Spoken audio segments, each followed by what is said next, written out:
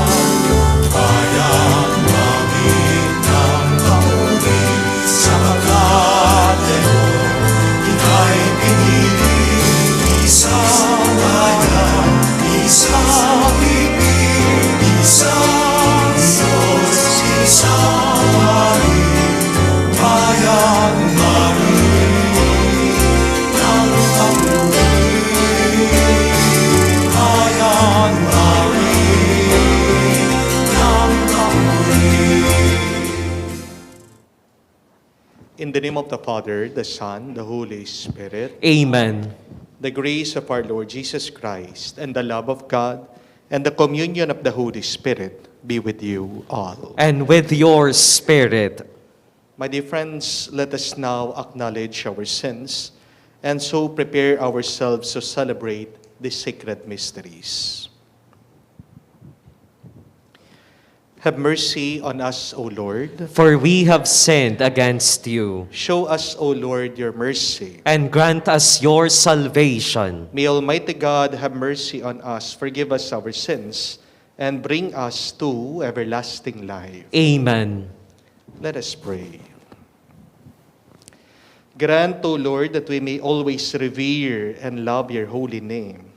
For you never deprive of your guidance those you set firm on the foundation of your love. We ask this to our Lord Jesus Christ, your Son, who lives and reigns with you in the unity of the Holy Spirit, God forever and ever. Amen. Let us listen to the word of the Lord.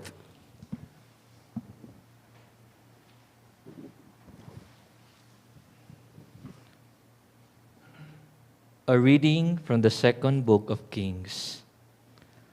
Shalmaneser, king of Assyria, occupied the whole land and attacked Samaria, which he besieged for 3 years.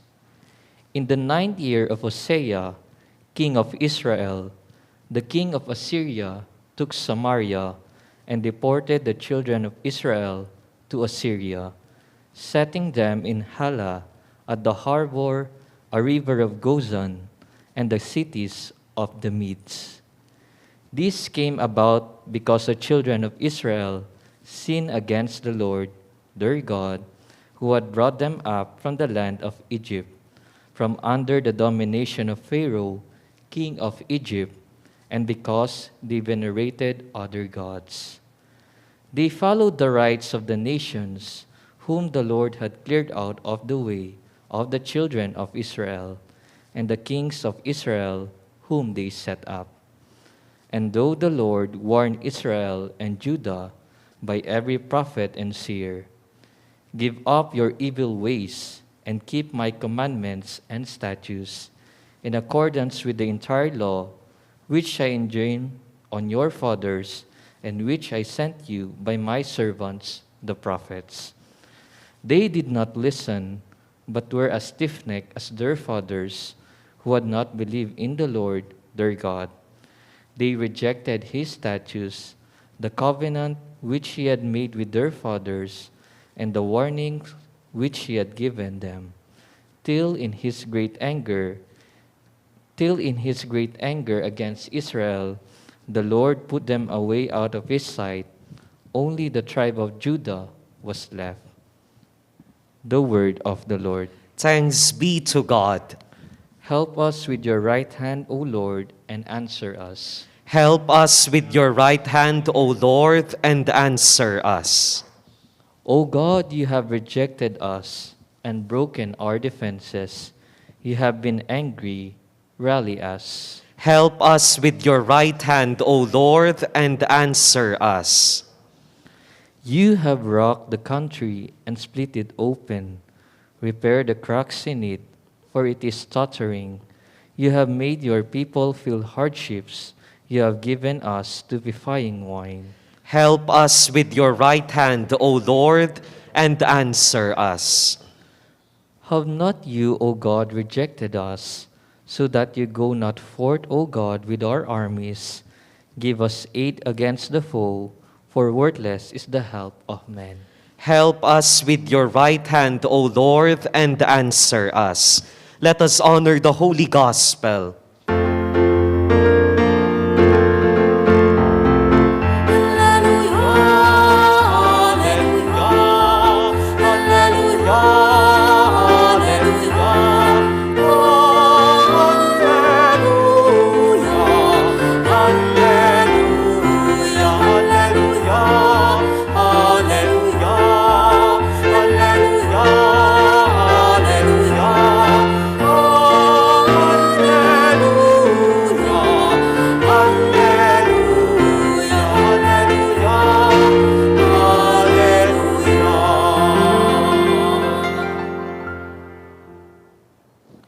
The Lord be with you. And with your spirit. A reading from the Holy Gospel according to St. Matthew. Glory to you, O Lord. Jesus said to his disciples, "Stop judging, that you may not be judged.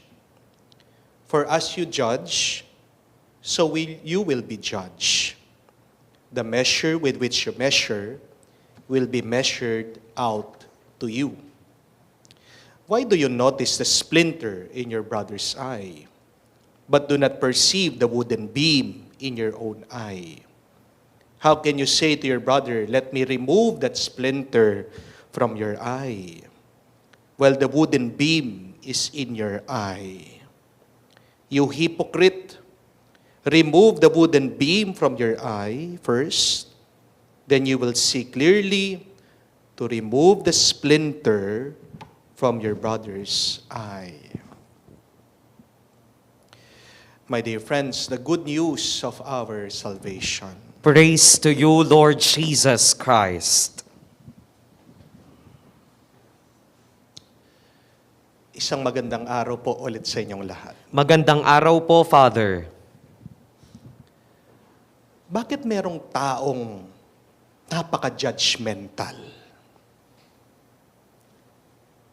Bakit ba naging ugali na natin ngayon ang maghusga? At nag-i-enjoy ba kayong naghuhusga ng iba? Kabuka na lang ng paghuhusga ng mga tao pag kinakasal daw ang isang couple, ang mag-irog. Ano daw ang comment ng mga marites sa mga kinakasal? Yung iba, sinasabi nila, "Ay, bakit civil lang? Dapat grande na. Minsan ka lang ikakasal." Pero meron din magko-comment. Sabi niya, "Naku, napaka-grande naman ang kasal. Ang hirap-hirap ng buhay ngayon. Sana sinave na lang nila yung pera nila."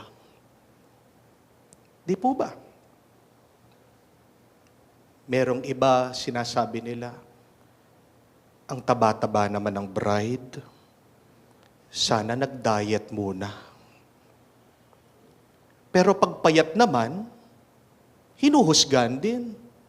Sinasabi, parang may sakit yung bride.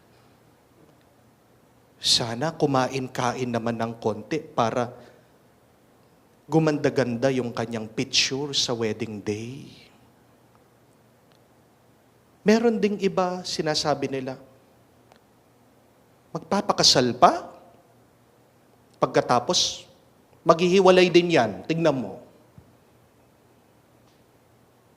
Meron naman iba, sinasabi, nagpapakasal lang yan dahil nabuntis. At pag sa reception na, sinasabi, ang tagal naman, ano ba yan? Meron pang program? Buksan nyo na yung buffet, nagugutom na kami. Pero pag walang program, nagrereklamo din. Ay, walang dating. Alam mo, mas maganda yung kasal ng aking pinsan. May sayawan. Pagkatapos may lechon pa. Meron mga iba nagrereklamo. Ano ba naman yan? Nakakaitim yung motif. Pero meron din mga iba, sinasabi, ang arte-arte naman, hindi ba pwedeng kami na lang pumili ng susuotin?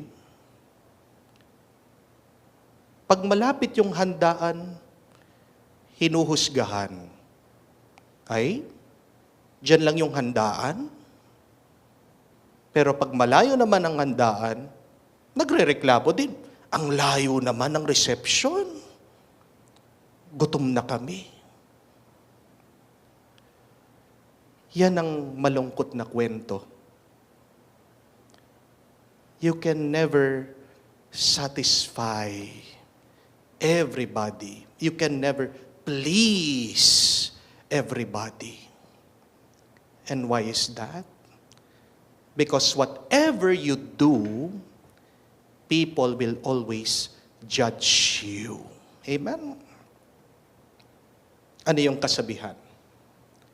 Damn if you do, damn if you don't.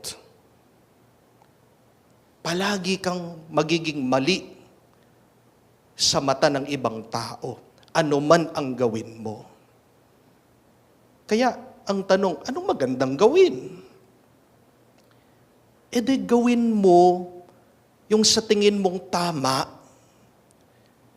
Gawin mo yung sa tingin mong makakapagpabuti sa iyo. Gawin mo kung ano yung makakapagpasaya sa iyo. Ikaw, yung sa iyo. Because you may please other people, but other people will remain unsatisfied. They will still judge you. Pabayaan mo yung mga naghuhusga. At ito po yung tandaan nyo. Yung mga taong mapaghusga, pinapakilala lang nila kung sino sila. Judging other people does not reveal who they are. When you judge other people, you reveal who you are.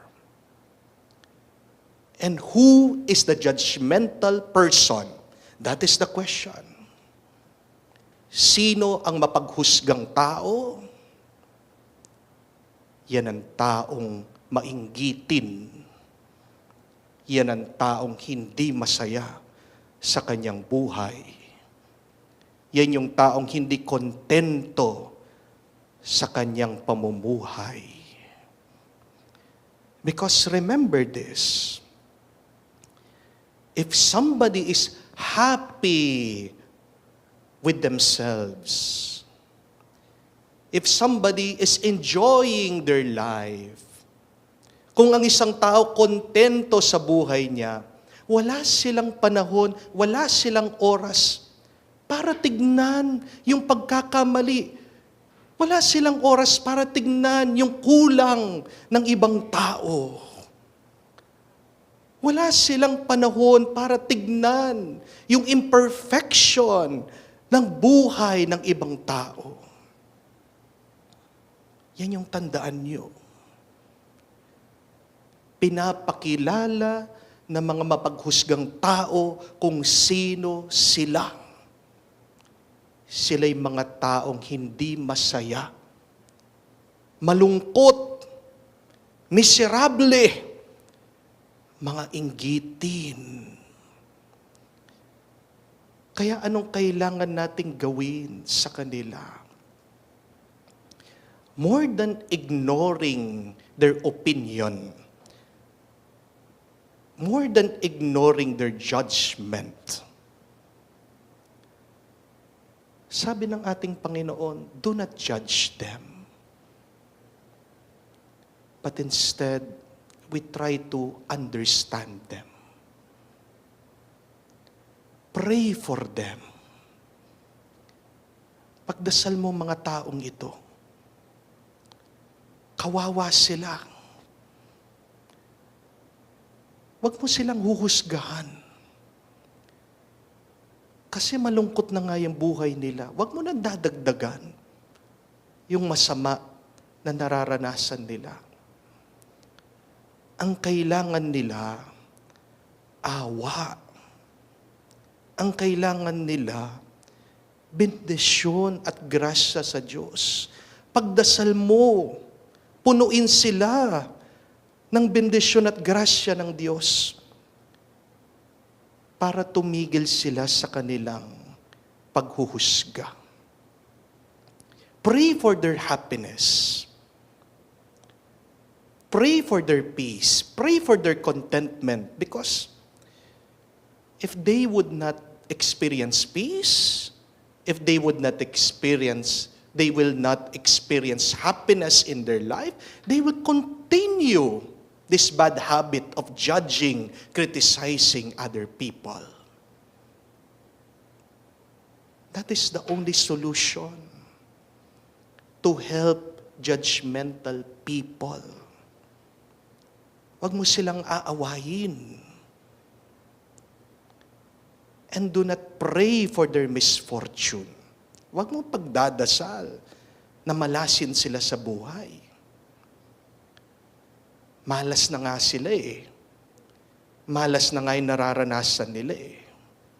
Ang kailangan ng mga yan, pagmamahal. Ang kailangan ng mga yan, grasya at bendisyon sa Diyos. We are also invited to evaluate ourselves. Suriin ang ating mga sarili. Tingnan niyo po yung ugali niyo. Baka nagiging judgmental ka na rin sa ibang tao. Yan din yung sinasabi ni Jesus. Look at your eye. Look at yourself. Baka may muta ka. Bago mo tignan yung muta, yung dumi sa ibang tao, alam mo na, pag ikaw ay naghuhusga sa iba, anong ibig sabihin? Yan ay tanda na hindi ka masaya sa iyong buhay. Yan ang tanda, hindi ka kontento sa iyong buhay. Tanungin mo yung sarili mo, ano ba yung problema mo ngayon sa iyong buhay? Saan ba merong kulang ngayon sa iyong buhay? Bakit hindi ka masaya? At ipagdasal mo yan sa Diyos. If you're happy with your life, if you're contented, remember, you will never have time judging other people. So, let us always thank God for the many blessings and graces that we receive in our life. remember this. There is always something to thank the Lord for. There is something always, there's something always good in our life to celebrate and be happy for. Focus on that. Yun yung tignan mo at mawawala yung ugali ng paghuhusga at paglalait sa iba. Amen? Lord, help us to focus on our blessings. Help us that we may celebrate this life that you have given us. And we ask you to bless judgmental people because we now know they are miserable people. They are unhappy people. This we ask through Christ our Lord. Amen. Jesus calls us to be people with integrity and not find fault with others. While ignoring our own weaknesses, let our prayer be, Lord, hear us. Lord, hear us. May we look with honesty into our own hearts and conduct of life, and where we need to reform, do so in the grace of Christ. Let us pray to the Lord. Lord, hear us. May those who are quick to judge others learn to refrain from such destructive behavior. Let us pray to the Lord. Lord, hear us. May those who have left the way of the Lord and created new gods in the form of money, possessions, pleasure, and power listen to the prophets and to Jesus and come again to sincere faith. Let us pray to the Lord. Lord, hear us. That all who have died in faith, especially those who passed away because of COVID-19, may dwell in Christ's abundant love for eternity. Let us pray to the Lord. Lord, hear us. May the Lord accept our intentions, especially for our safety against COVID-19, complete healing for those who are affected by this virus, and for the complete healing of our sick brothers and sisters, especially Willie Limson, the intentions of all our radio listeners and Facebook Live viewers, the intentions being sent in the different programs of our radio, and the special intentions of the radio station of our Archdiocese. Let us pray to the Lord. Lord, hear us. Father, answer our prayers. Help us with your mighty hand and comfort us in all our sorrow. We ask this through Christ our Lord. Amen. Together we sing the hymn for the preparation of the gifts.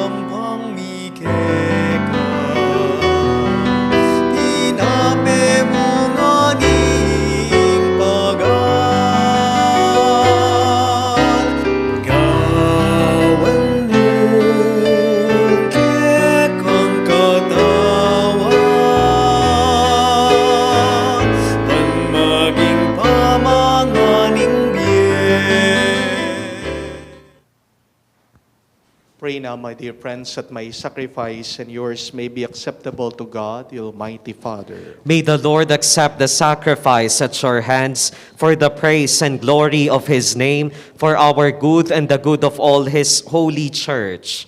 Receive, O Lord, the sacrifice of consolation and praise, and grant that cleansed by its action, we may make an offering of a heart pleasing to you. We ask this through Christ our Lord. Amen. The Lord be with you. And with your spirit, Lift up your hearts. we lift them up to the Let Lord. us give thanks to the Lord our God. It is right and just. It is truly right and just, our duty and our salvation, always and everywhere to give you thanks. Lord, Holy Father, Almighty and Eternal God, through Christ our Lord. In Him you have been pleased to renew all things, giving us all a share in His fullness. For though He was in the form of God, He emptied Himself, and by the blood of His cross brought peace to all creation. Therefore, He has been exalted above all things, and to all who obey Him has become the source of eternal salvation. And so with angels and archangels, with thrones and dominions, with all the hosts and powers of heaven, we sing the hymn of your glory, as without end we now acclaim.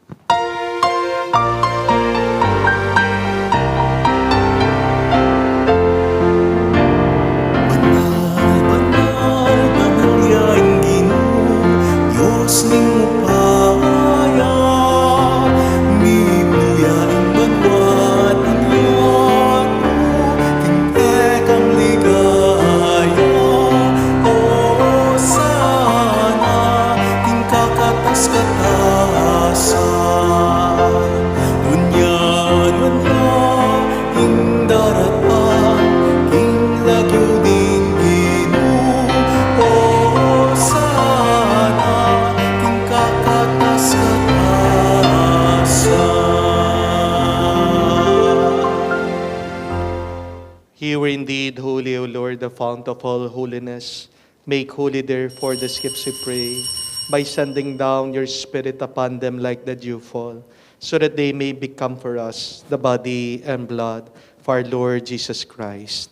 At the time when He was betrayed and entered willingly into His passion, He took bread and giving thanks, broke it, gave it to His disciples, saying, "Take this, all of you, and eat of it. For this is my body, which will be given up for you."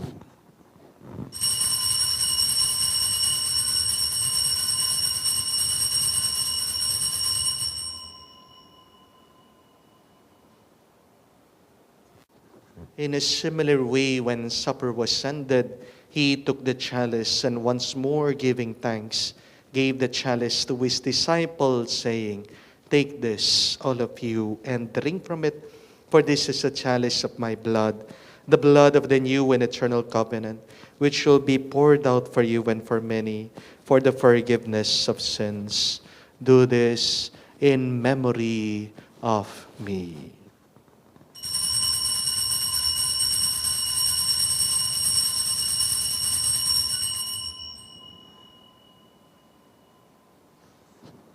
The mystery of faith.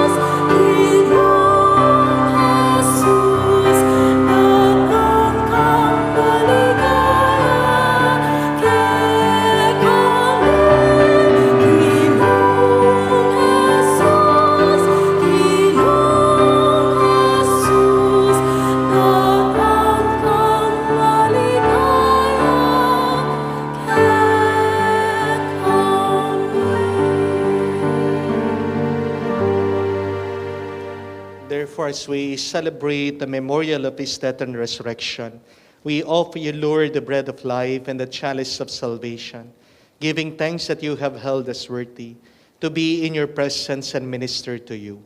Humbly we pray that partaking of the body and blood of Christ, we may be gathered into one by the Holy Spirit. Remember, Lord, your church spread throughout the world. Bring her to the fullness of charity, together with Francis, our Pope, Florentino, our Archbishop, and all the clergy. Remember also our brothers and sisters who have fallen asleep in the hope of the resurrection, and all who have died in your mercy. Welcome them into the light of your face. Have mercy on us all, we pray, that with the Blessed Virgin Mary, Mother of God, with Saint Joseph, her glorious spouse, with your blessed apostles and all the saints, Saints Ferdinand, Saint Gabriel, the Archangel, who have pleased you throughout the ages, we may merit to be co-heirs with eternal life, and may praise and glorify you through your Son, Jesus Christ. To him, with him, in him, O God, Almighty Father, in the unity of the Holy Spirit, all glory and honor is yours, forever and ever. Amen, amen, amen, amen, amen, amen, amen.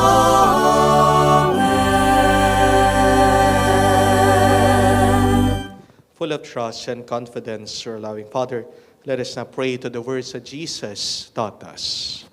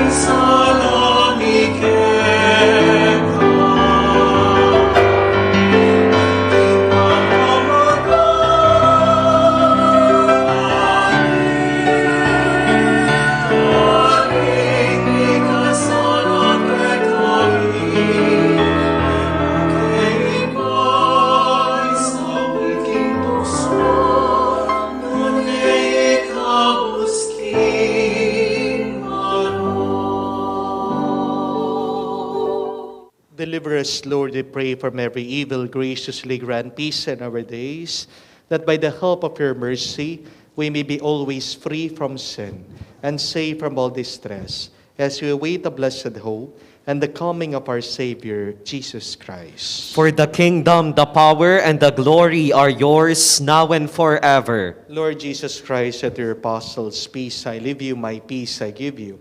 Look not on our sins, but on the faith of your church, and graciously grant her peace and unity in accordance with your will. For you who live and reign forever and ever. Amen. The peace of the Lord be with you always. And with your spirit. Let us offer each other the sign of peace. Peace with you, peace with you, peace with you.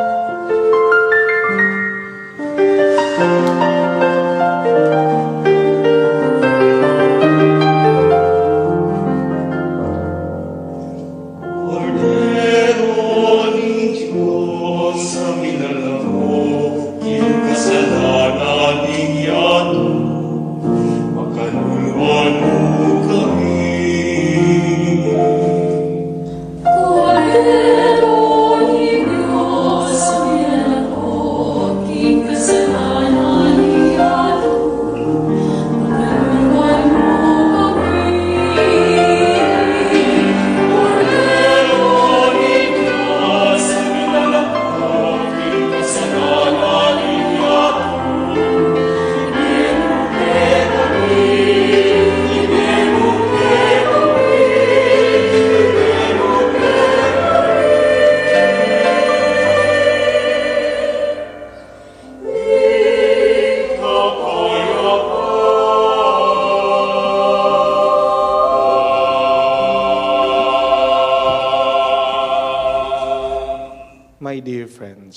Behold our Lord and Savior Jesus Christ, our Lamb of God, the one who takes away the sins of the world.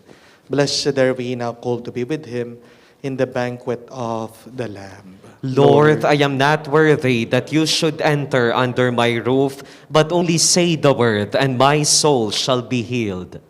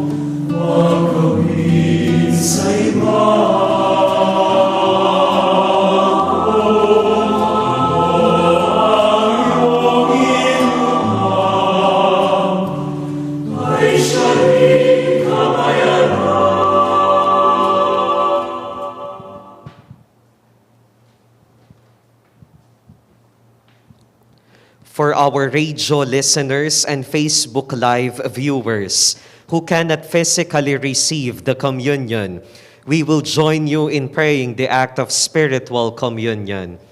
My Jesus, I believe that you are present in the most holy sacrament. I love you above all things, and I desire to receive you into my soul. Since I cannot at this moment receive you sacramentally, come at least spiritually into my heart. I embrace you as if you were already there and unite myself wholly to you.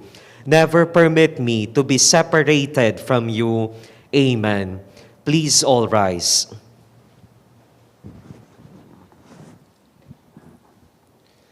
Let us pray. Renewed and nourished by the sacred body and precious blood of your Son, we ask of your mercy, O Lord, that what we celebrate with constant devotion may be our sure pledge of redemption.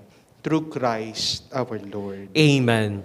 The Lord be with you. And with your spirit. And may Almighty God bless you, the Father and the Son, and the Holy Spirit. Amen. The Mass has been offered. Go in the peace of Christ. Thanks be to God.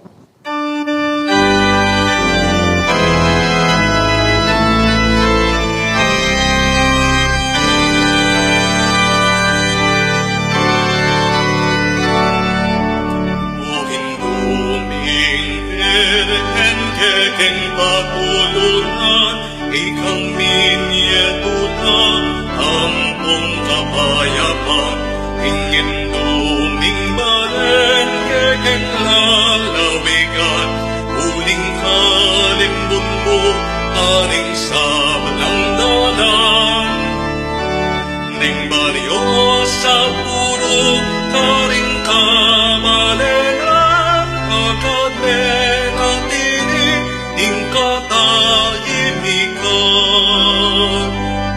ding sablang bisam manampong bimbisitas akit kang delawan Virgen hamaslang tinganggang memalen bigdalamong lamak metulalang dakal kekapasalamat kasalbang tayanan niyon lang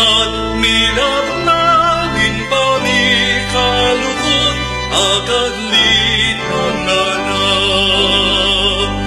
O Virgen de los Remedios, damdam aking kekenya abus. Iligtas mo ken ikabus, ing sablang tukso at maron. Ibiyebuing ken ang lunos, panalangin mo ken